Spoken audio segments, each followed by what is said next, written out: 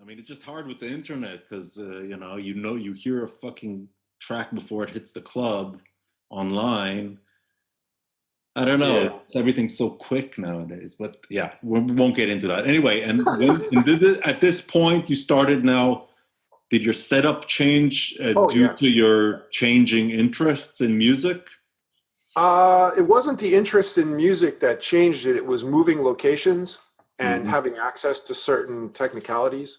Okay. Like, I didn't have a hard disk system anymore, so I had to record onto a DAT that I was renting. Which Okay. meant- Live Okay, so mixing.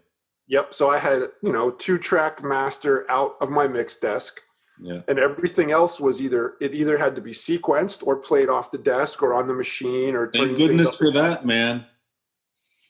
Dude, it was a life changer. Yeah, limitations are fucking awesome. They really are. They really are. Even as much as I try to strive to not have limitations technically, Hmm. I love imposing those limitations then Yeah. back on myself after I've just busted my balls to eradicate those limitations. I mean, I think we just need it.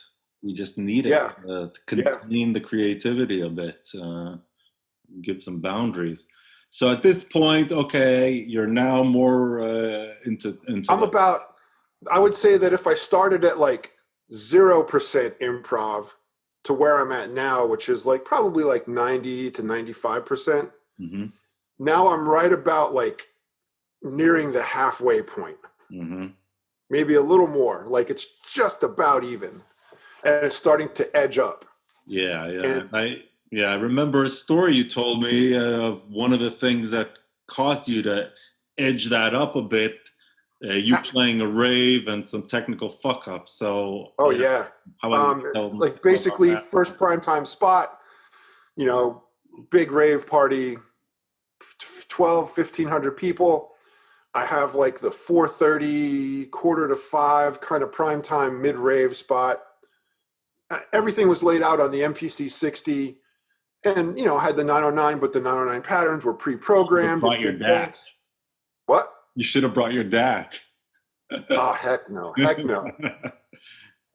So even then, I couldn't bring a DAT. I was like, no, Yeah, that's cheating. yeah. So anyway, you know, everything's laid out, but I had the 303, the 606. I didn't have the Pro One yet. And then, well, I had it, but I didn't use it live. Mhm. And so basically, third song in, song of sorts, because it was all one big string Mhm. for an hour and a half. The third progression in, MPC just shuts off, all the lights light up on it, the screen is blank, and I'm like, oh my God, what the fuck do I do now? And like people are freaking out. They're losing their mind, they're screaming because it just happened to stop at the end of a measure. They thought it was on purpose. Correct. So I'm 15 minutes in basically, and I'm like, oh my God, this is I have to think really fast or else I'm never gonna have a good spot again. Mhm. And it was just a quick thing where I hooked up the 909 as master clock, ran the MIDI out to my KMS 30 sync box, which was syncing the 606 and 303, Mhm. and then just was syncing them via that and turned the 909 into pattern right, made a 2 measure chain real quick, and just kept erasing and rewriting. And then, you could program the 606 on the fly because you could go between write and play. Yeah. And the 303 was just kind of like whatever was in there was in there. And it wasn't even like good Chicago-y 303 patterns. It was just kind of like little chirps here and now, every now and again. So Filler. it wasn't like a, it was just like, kind of things like that, like nothing big or nothing very present. Okay. And then just kept freestyling for the remaining hour and 15 minutes, and people loved it, man. Like had I played the set I planned, it probably would have been 50% of Yeah. what I got from the technical fuck up. Yeah. Yeah. I mean, it put it over the top, but the thing I walked away with was like, wow, maybe I should play like this more, because the reaction from the crowd was off the charts, and I was really into it too. Like it wasn't like I was, it wasn't like I was choreographed to the machines. It was just fresh, and I'm there in the fresh just like everybody else. And it felt really good. Felt really good. I was like, maybe it's selfish, but I want this feeling too. Mm-hmm. Like, I don't want to play the same thing that I know is going to sound the same because I've played it 10,000 times in practice. Yeah, I mean, without cutting, when you cut the safety net, usually, more often than not, good shit will happen. I mean, and even if the people don't know, I mean, half the time that Juju and Jordash played live, people thought we were DJing. But there's a certain energy in the room when you don't have a safety net that Yes. people feel it. I mean, Yeah. even if it's just a subconscious thing, the I'm tension, definitely the tension a there. firm believer in that. Like, also, like, when you're excited about what you're doing, the audience sees it. Yeah. And they're like, wow, he's really into it. So if he's really into it and he's the guy making it, it's almost like it sounds stupid and mythical, but it's like that energy translates from you totally out. You can't fake the funk. I mean, Nope. it's the truth. Nope. But anyway, so that was like the big push Mm-hmm. for performance. And in the studio, you know, all the mixes were off the desk. So it's every time you're doing a mix off the desk, it's practice for live because, you know, you're doing it in one take. Yeah. So it's like, imagine you take a hour and a half live set and break it into 7-minute songs.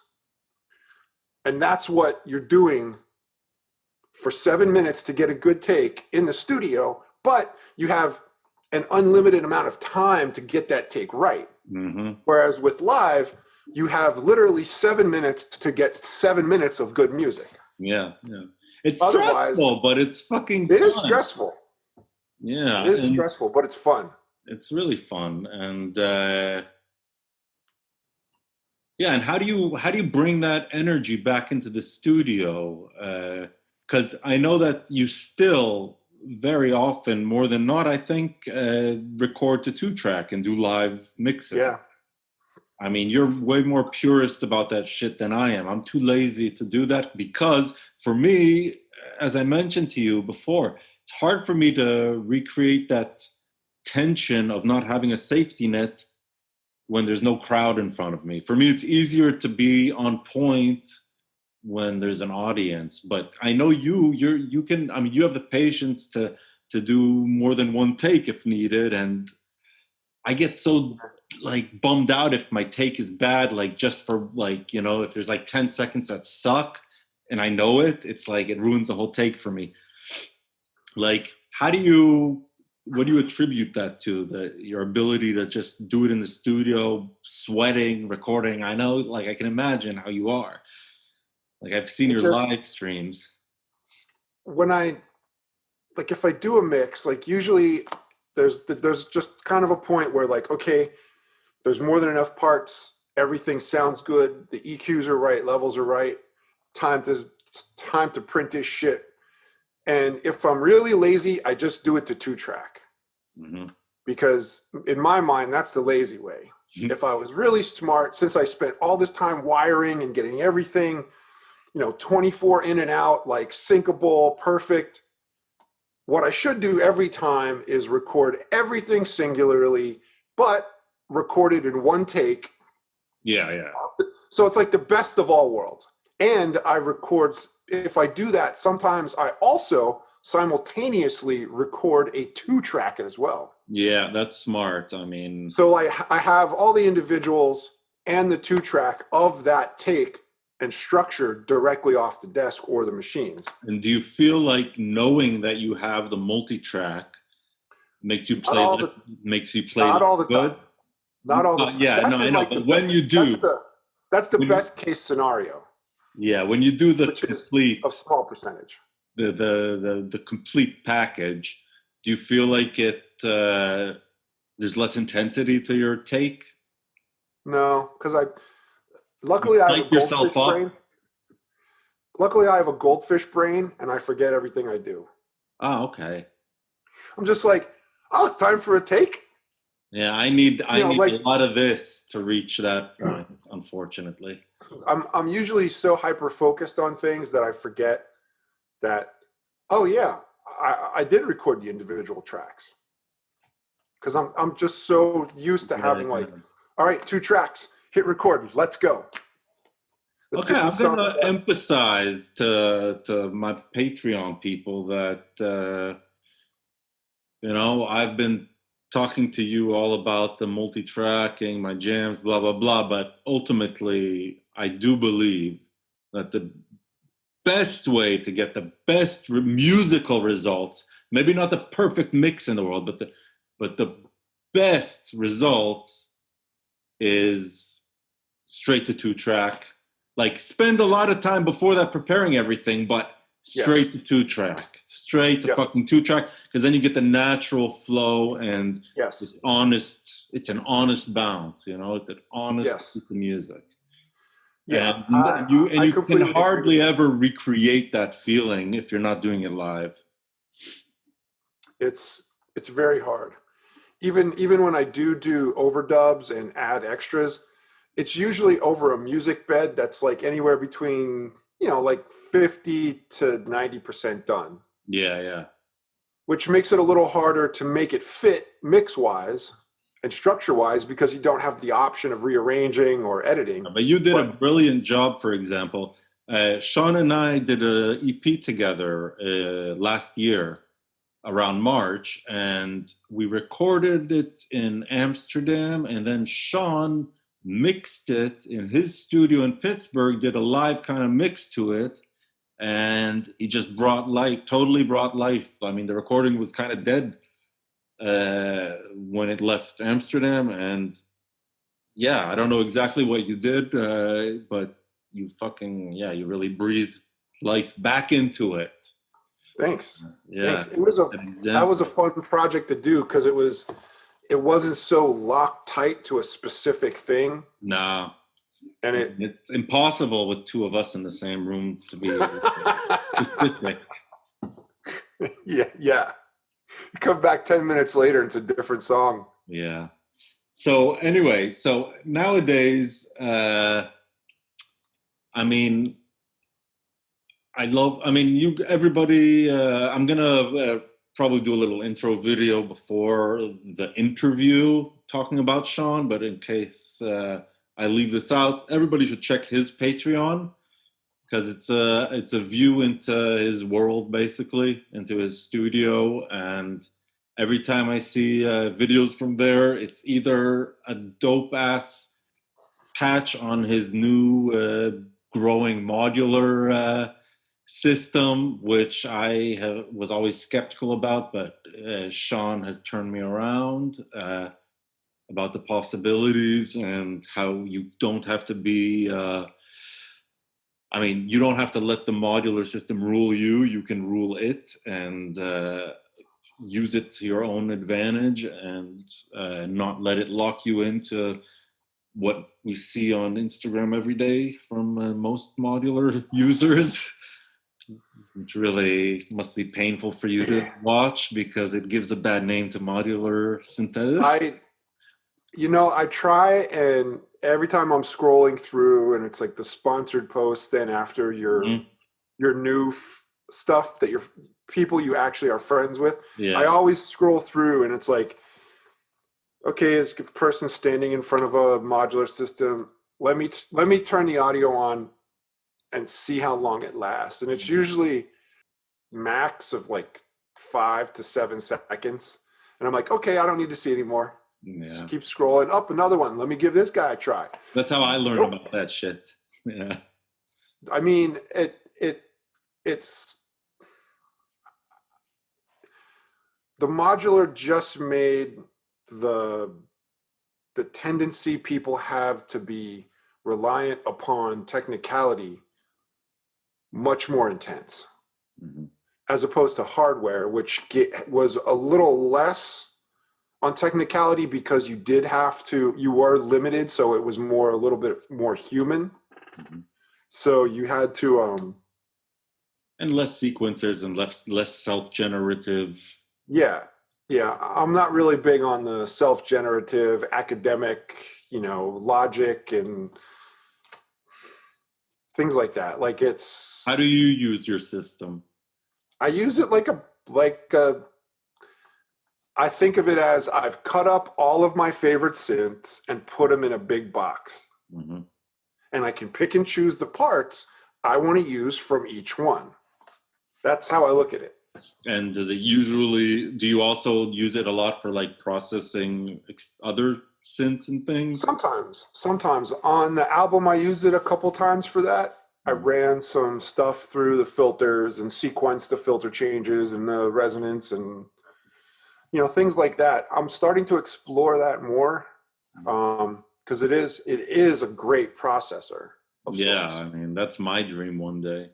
And the only thing is the levels are different between modular and line out. So you have to gain all your line outs up with a preamp first to get them to the right level. Mm-hmm. But, it's just another module to buy. Yeah. But it's an addiction. It's difficult to know. Like, do you already know what the next module you're going to buy is or build? Yeah, dude. It's like lined up. Yeah. It's like that's lined the up. Danger because each one individually is like cheaper than a synth, so it seems attainable in a way. Yeah, like I just finished a really sweet envelope that has CV in for the attack, the decay, the sustain, the release, and the envelope out. So it kind of saves you, because it's like really fun to turn the knobs, but if you can sequence that. Mm-hmm. It's even cooler because then it saves your hands for doing something else. Okay. But you got to know the cutoff. It's like, okay, there's too many things changing. I've lost a cohesive pattern or a groove, and now it just sounds like a bunch of noise. That's the thing. It's like it gives you too many options. Like any instrument, you need to deal with it with sensitivity and. That's exactly right. Sensitivity, which most people don't really get. Yeah, they think it's like, you stick a cable in, twist a few knobs, blah blah blah. Here's a track. It's improvisational 20-minute fucking noodle. Or improvisation means I hit the random button on 4 different tracks and it gives me something. Yeah. I like random stuff a lot, but I like to find a piece of randomness that sounds good. Mm-hmm. To your human ears, and then you figure out why it sounds good and zoom in on that and extrapolate it and make it into a groove. That's how I use random stuff. I think modular synthesis is dope. I mean, of course it's dope as fuck, and I would love a whole wall in my studio of modular shit.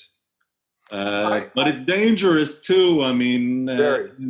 If you like synthesis, it's very dangerous. Yeah, because I can imagine myself stopping to make music and just focusing on making patches. Yeah, I mean, that does happen. But I like to think of that as like a free learning period because there are so many options that... I mean, you need to spend hours and hours to learn it. I mean, it's harder than me.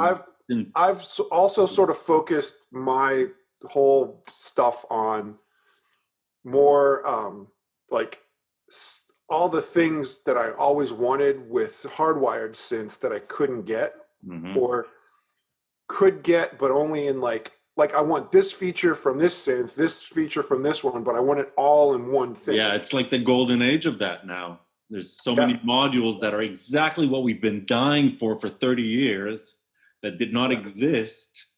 Yep. No, I need to get that fucking synth so I can switch the different trigger so that I can use it with that drum machine. I need to get that Kenton, and before Kenton it was even worse. I mean, before you can, I like to use it like a big hardware synth because that's really what it is. It's just that you're able to change the pieces of the hardware synth. It's no different in my mind. No different at all. It's like 100%. Everything in this room is all the same. It's all modular to a certain extent. It is modular. Yeah. Everything in here is modular because you've got to plug it in to work with something else. That is true. So it's all modules, whether they're a Euro rack size, or whether they're a 19-inch size, or whether it's a giant keyboard that sits on the rack or the stand with everything else. They're all modules. And I think the division is killing us. I think we'll survive. Division is killing us. We need unity. Yeah.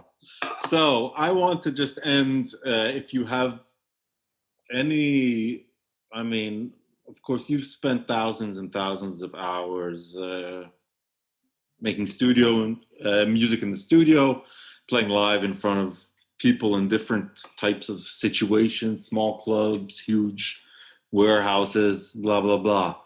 How, like, if you had to give some advice for a producer that is trying to work in some improv into their workflow, either in the studio or live, like, how could you give me one tip of how they can make the leap easier? And because I know for me, because I have background in jazz, it was easy kind of philosophically to understand it, but I know that a lot of people find it difficult. So, I know you're an anal kind of guy as well. You have that side in you, very analytical.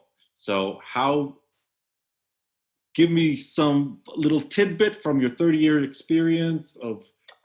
I'll give you several. Okay. The first would be, my advice would be, if you're going to try anything off the cuff, don't try and do it all right away. Give yourself like 85 to 90% choreographed, pre-sequenced. Leave yourself 10%, like one machine to freestyle on. Mm-hmm. Because you're basically the band leader. And right now, the rest of the band is going to follow the music sheets you put in front of them. And you're the one guy who's like, okay, spotlight's on you. You get to solo. And if you sort of figure out one thing at a time, like don't try and figure it all out. Mm-hmm. Just figure out one thing at a time. So leave like one machine to freestyle on at first. And then add some more, like slowly as you feel more comfortable, raise the training wheels up off the bike so that it bounces a little more. And then eventually you can get rid of the training wheels and you're riding free, having a great time riding your bike in circles. Either that or, of course, bring a faulty MPC to a rave in front of 3,000 people and just... Yes, but see, I had already unknowingly been raising the training wheels.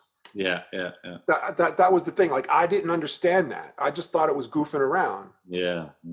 And that goofing around is what saved my ass and literally shot me in a direction that was 90 degrees from everything else I thought of. Great. That would be definitely one. Like, don't try and force full improv right away because most people can't do it. And you're going to flounder and it's going to sour you for that entire like area. Yeah. Because, like some people, like even myself, I know like I'm hard-headed. So it takes a lot of pain for me to not do something, even if I fail at it horribly. Like I'll get back up after I'm bleeding, black and blue, and just be like, I gotta do it again. It's like years of skateboarding and snowboarding have just taught me pain. Mm-hmm. So music is the same thing. When you're learning something new, you're gonna fail. So you have to be ready to accept that failure. And the more you get over that and learn from it, because you're constantly failing and you learn more from the failing than you do from succeeding. Yeah. My favorite shit that David Mufang told me after we had a gig, I don't remember when, this was like 10 years ago, and I was really bummed out with my performance. He reminded me that Miles Davis Bitches Brew, that's takes from a lot of different concerts that were chopped up, because even Miles Davis, he sent me a link later on YouTube to some live concert of Miles Davis Electric Band, very improvisational in approach, blah, blah, blah. Even Miles Davis not all the gigs were good. And you know, when you take a no like an improvisational approach with no safety net, you're never going to hit 100%, 100% of the time. And even Miles Davis, who's a fucking genius, didn't. And Yep. you know, That's and it, man. and You there's just have recordings to. of that shit. So I mean, that really was liberating to find out. Yeah, I mean, you have to just kind of understand that, like, sometimes there's going to be some shitty moments, Yeah, but those shitty moments also too accelerate the really good moments where you're like, I don't know how the fuck I stumbled on this mm-hmm. or what I did to end up right here with this groove, but wow, compared to 10 minutes ago, this is dope. I'm just not going to touch anything and just let this ride by itself. Yeah, it's the biggest. I mean, yeah, the worst feeling during a live show, at least, is when you get stuck in that runt, in that valley of death and shit. Oh, yeah. But Yep. the best feeling is getting out of it. I mean, And it's usually just one sound too. yeah, Like, yeah. Just it's one like element that can fix it like all. the wave has crested and now you're at the bottom of the trough and you're like, oh, the pressure is on. Like every tick of the hi-hat makes you sweat more, and you're like imagining people just going for drinks all the time. Yeah, And and dude, when you're doing it like I play with Gal, so when it's either my fault or his fault, like I either want to kill myself or I want to fucking murder him. You know, it's like it's really dangerous territory for a duo. I actually have a little mechanism that I mount to the bottom of the table when I play, that I can pull a string and it punches me in the dick. Good idea. Every time I feel bad about something, or I'm like having a hard moment and can't get out and I'm stuck in the valley of death, I pull the string and it punches me in the dick. Good.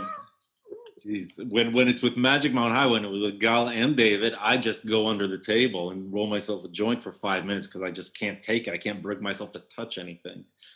Yeah, man, but you have some amazing moments. That moment out in Detroit when you guys all played with Jonah as well. Yeah, that was. Dude, you did that fucking insane solo where you were somewhere else, man. You were on a different level of existence. But that's only because I could trust those guys, you know? Man, and like they all pulled back and gave you this solo spot for like 3 or 5 minutes. It was, dude, it made me cry. I was like, you don't get to see this kind of shit in dance music. It was an amazing musical moment that they were like, my wife, Kristen, was there, and my friend Colby, and they were just like, I was like, yeah, this is it right here. This is as good as it gets ever. I mean, look who was on the lineup, dude. David Mufang and Jonas Sharp and Gal. You know, It's like you could give me a mic and I'd fart into it and they would make it sound good. You know, it's like masters. It was that entire set was amazing. And then you and Gal played after that. Yeah, that was as well. Fun party. I mean, that was the best party of the weekend. Dude, I so want it to happen again. Jesus Christ. That was the best party of the weekend. That was fabulous. That was my first time, like, during being in Detroit during the... Really? Yeah. Fuck, man. Thanks so much. You gave us gold here. I mean, dying to play live with you again, and we're gonna do it after this shit.